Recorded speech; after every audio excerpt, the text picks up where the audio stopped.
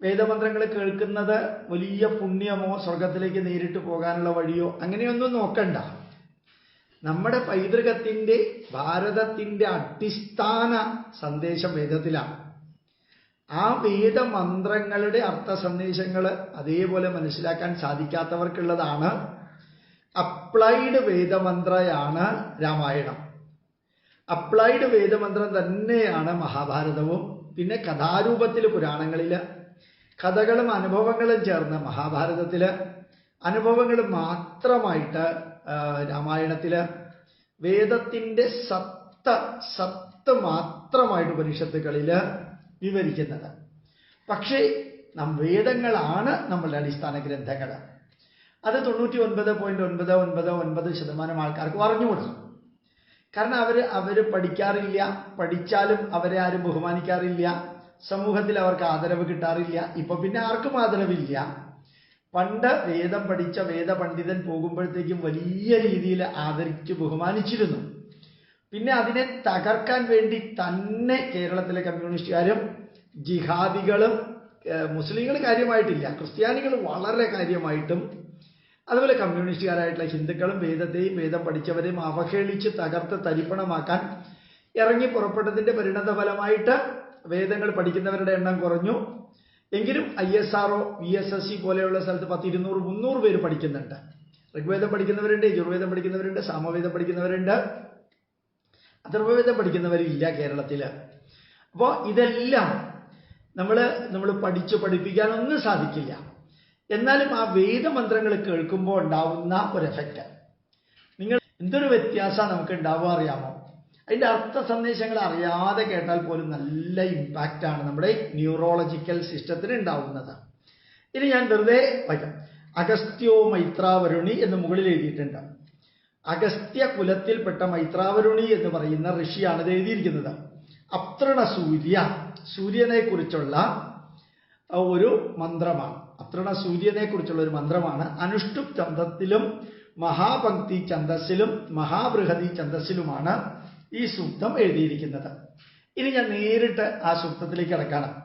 കങ്കതോന കങ്കതോധോ സതീന കങ്കതഃ ദ്വാവിധിപ്ലോഷി ഇതിന്യാ അദൃഷ്ടാ അലിപ്സതാ അദൃഷ്ടാൻഘന്ദ്യായത്യധോ ഹന്തിപ്പരായതി അധോ അവഘ്നാതി ഹന്ത്യതോപി നഷ്ടിപ്പീഷതി ശരസകുശരാസോ ദർഭാസ ശൗര്യാ ഉദാ മൗഞ്ച അദൃഷ്ടാ ഭൈരിണാ സർവേ സാകം ന്യാലിപ്സതാ നിഗാവോ ഗോഷ്ഠേ ആസാധന്നി മൃഗാസോ അവീക്ഷത നികേതവോ ജനാനാമ്യാ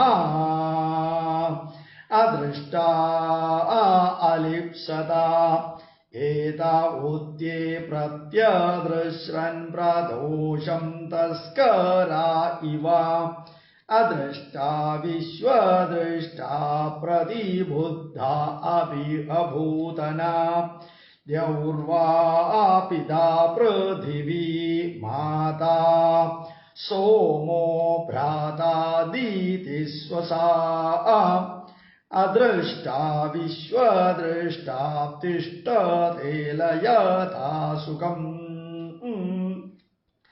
യേ അംസ്യായേ അംഘ്യാസൂചീകായേ പ്രാഗംഗതാഃ അദൃഷ്ടാ കിം ജനേഹ വാ സർവേ സാകം നിജസ്യതാ ഉത്പുരസ്താത് സൂര്യ ഏതി വിശ്വദൃഷ്ടോ അദൃഷ്ടഃ അദൃഷ്ടാൻ സർവാൻ ജംബയൻ സർവാശ്ച യാതു ധാന്യഃ ഉദപപ്താദസൗ സൂര്യ പുരോ വിശ്വാനി ചൂർവൻ ആദിത്യാ പർവതേഭ്യോ വിശ്വദൃഷ്ടോ അദൃഷ്ടഃ സൂര്യേ വിഷമാസ ജാമേ ധൃതിസുരാവതോ ഗൃഹേ ശോചിന്നുമാരാദിനോ വയം മാരാമാ ആരേ അസ്യ യോജനം ഹരിഷ്ഠാ മധുത്വാ മധുലാചകാര ഇയത്തികാ ശകുന്തികാ സകാജഘാസതേ വിഷം ശോചിന്നുനമാരാദിനോ വയം മരാമാരേ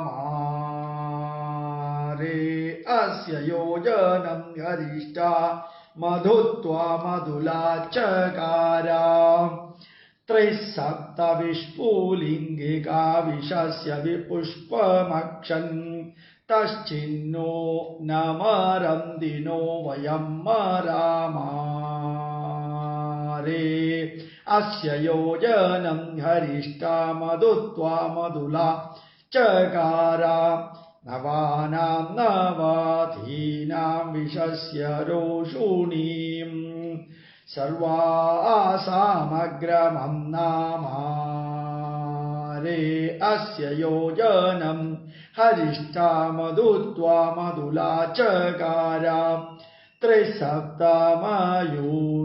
സപ്തസ്വസാരോ അഗ്രുവാ താസ്തേ വിഷം വിജപ്രീര ഉദകം കുംഭിനീരിവ യതകുശുംഭകസ്തകം ദീനത്മ്യശ്യമാന